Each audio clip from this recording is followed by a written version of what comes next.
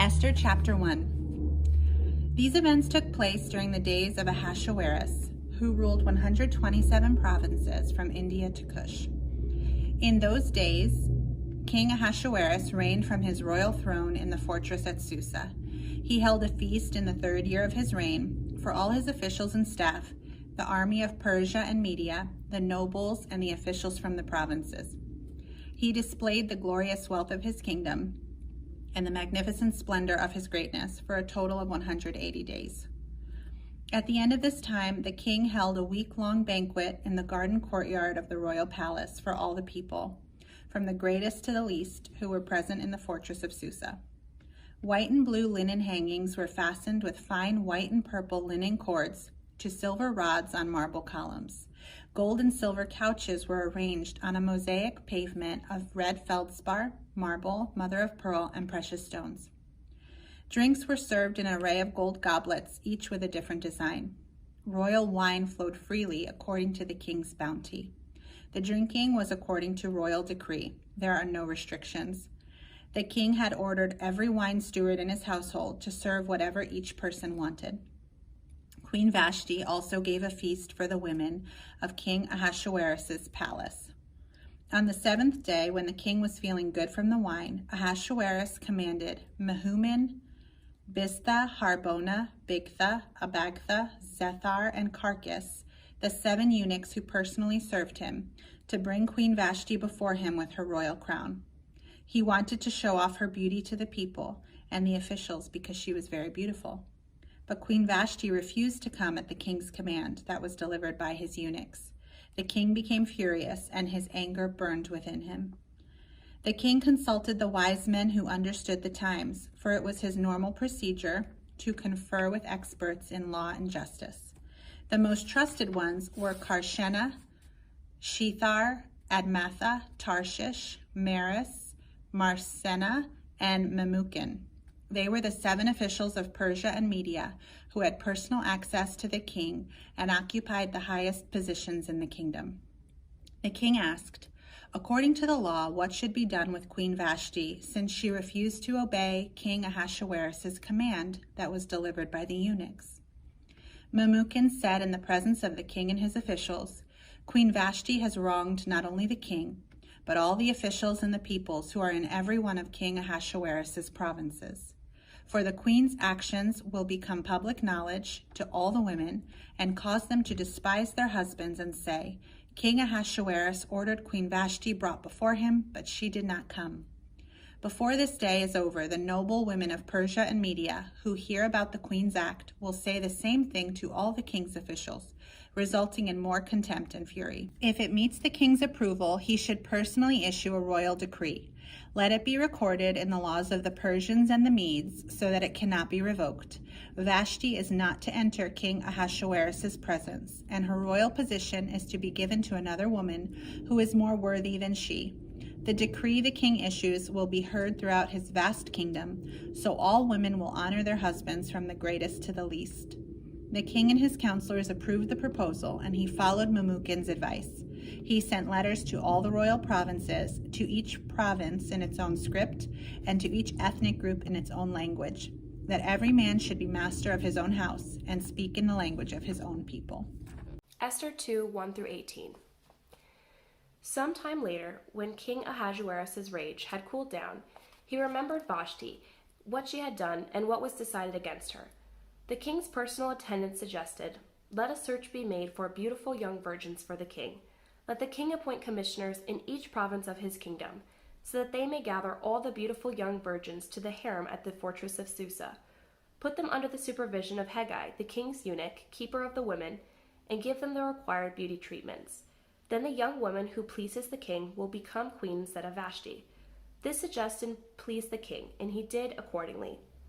In the fortress of Susa, there was a Jewish man named Mordecai, son of Jair, son of Shimei, son of Kish, a Benjaminite. He had been taken into exile from Jerusalem with the other captives when King Nebuchadnezzar of Babylon took King Jeconiah of Judah into exile.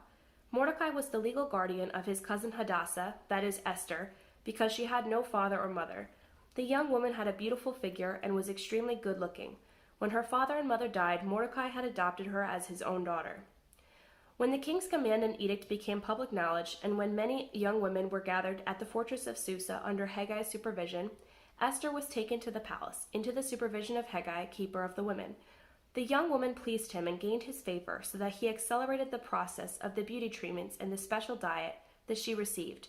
He assigned 7 hand-picked female servants to her from the palace and transferred her and her servants to the harem's best quarters.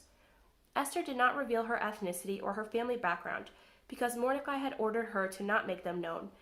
Every day, Mordecai took a walk in front of the harem's courtyard to learn how Esther was doing and to see what was happening to her. During the year before each woman's turn to go to King Ahasuerus, the harem regulation required her to receive beauty treatments of oil of myrrh for 6 months, and then perfumes and cosmetics for another 6 months. When the young woman would go to the king, she was given whatever she requested to take with her from the harem to the palace.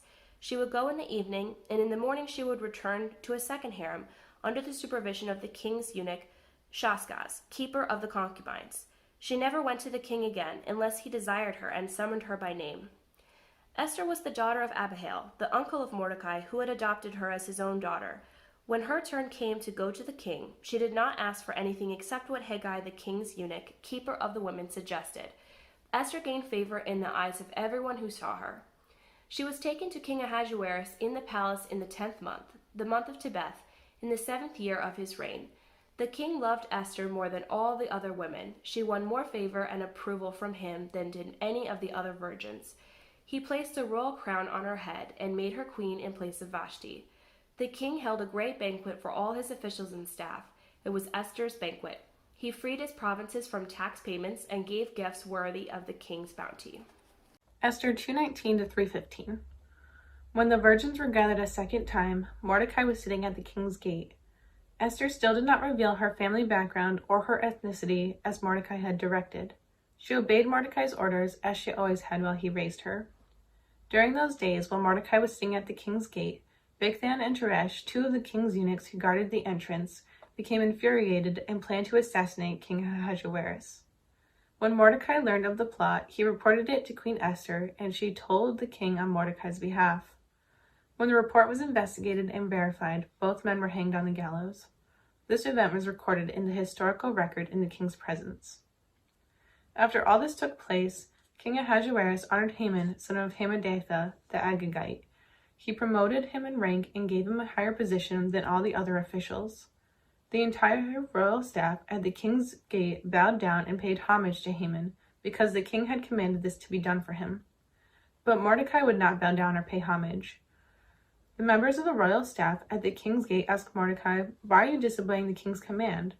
When they had warned him day after day and he still would not listen to them, he told Haman in order to see if Mordecai's actions would be tolerated, since he had told them he was a Jew.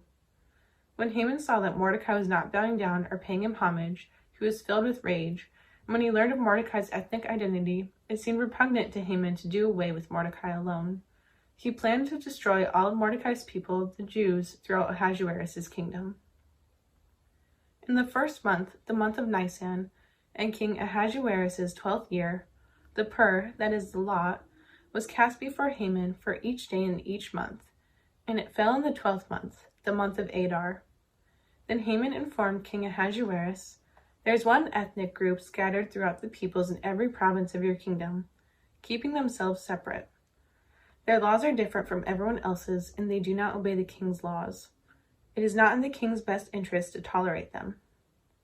If the king approves, let an order be drawn up authorizing their destruction, and I will pay 375 tons of silver to the officials for deposit in the royal treasury." The king removed his signet ring from his hand and gave it to Haman, son of Hammedatha, the Agagite, the enemy of the Jews. Then the king told Haman, "The money and people are given to you to do with as you see fit." The royal scribes were summoned on the 13th day of the 1st month, and the order was written exactly as Haman commanded. It was intended for the royal satraps, the governors of each of the provinces, and the officials of each ethnic group, and written for each province in its own script, and to each ethnic group in its own language. It is written in the name of King Ahasuerus and sealed with the royal signet ring. Letters were sent by couriers to each of the royal provinces, telling the officials to destroy, kill, and annihilate all the Jewish people, young and old, women and children, and plunder their possessions on a single day, the 13th day of Adar, the 12th month. A copy of the text, issued as law throughout every province, was distributed to all the peoples so that they might get ready for that day. The couriers left, spurred on by royal command, and the law was issued in the fortress of Susa. The king and Haman sat down to drink while the city of Susa was in confusion. When Mordecai learned all that had occurred, he tore his clothes, put on sackcloth and ashes, went into the middle of the city, and cried loudly and bitterly. He went only as far as the king's gate, since the law prohibited anyone wearing sackcloth from entering the king's gate. There was a great mourning among the Jewish people in every province where the king's command and edict came. They fasted, wept, and lamented, and many lay in sackcloth and ashes. Esther's female servants and her eunuchs came and reported the news to her, and the queen was overcome with fear. She sent clothes for Mordecai to wear so that he would take off his sackcloth, but he did not accept them. Esther summoned Hathach, one of the king's eunuchs who attended her, and dispatched him to Mordecai to learn what he was doing and why. So Hathach went to Mordecai in the city square in front of the king's gate. Mordecai told him everything that had happened, as well as the exact amount of money Haman had promised to pay the royal treasury for the slaughter of the Jews. Mordecai also gave him a copy of the written decree issued in Susa ordering their destruction, so that Hathach may show it to Esther, explain it to her, and command her to approach the king, implore his favor, and plead with him personally for her people. Hathach came and repeated Mordecai's response to Esther. Esther spoke to Hathach and commanded him to tell Mordecai, all the royal officials and the people of the royal provinces know that one law applies to every man or woman who approaches the king in the inner courtyard and who has not been summoned, the death penalty, unless the king extends the gold scepter, allowing that person to live. I have not been summoned to appear before the king for the last 30 days. Esther's response was reported to Mordecai. Mordecai told the messenger to reply to Esther, don't think that you will escape the fate of all the Jews because you are in the king's palace. If you keep silent at this time, relief and deliverance will come to the Jewish people from another place, but you and your father's family will be destroyed. Who knows, perhaps you have come to your royal position for such a time as this. Esther sent this reply to Mordecai, go and assemble all the Jews who can be found in Susa and fast for me. Don't eat or drink for 3 days, night or day. I and my female servants will also fast in the same way. After that, I will go to the king, even if it is against the law. If I perish, I perish. So Mordecai went and did everything Esther had commanded him. Esther 5. On the third day, Esther dressed in her royal clothing and stood in the inner courtyard of the palace, facing it. The king was sitting on his royal throne in the royal courtroom, facing his entrance. As soon as the king saw Queen Esther standing in the courtyard, she gained favor with him. The king extended the gold scepter in his hand toward Esther, and she approached and touched the tip of the scepter. What is it, Queen Esther? The king asked her. Whatever you want, even to half the kingdom, will be given to you. If it pleases the king, Esther replied, may the king and Haman come today to the banquet I prepared for them. The king said, hurry and get Haman so we can do as Esther has requested. So the king and Haman went to the banquet Esther had prepared. While drinking the wine, the king asked Esther, whatever you ask will be given to you. Whatever you want, even to half the kingdom will be done. Esther answered, this is my petition and my request. If I found favor in the eyes of the king, and if it pleases the king to grant my petition and perform my request, may the king and Haman come to the banquet I will prepare for them. Tomorrow I will do what the king has asked. That day, Haman left full of joy and in good spirits. But when Haman saw Mordecai at the king's gate, and Mordecai didn't rise or tremble in fear at his presence, Haman was filled with rage toward Mordecai.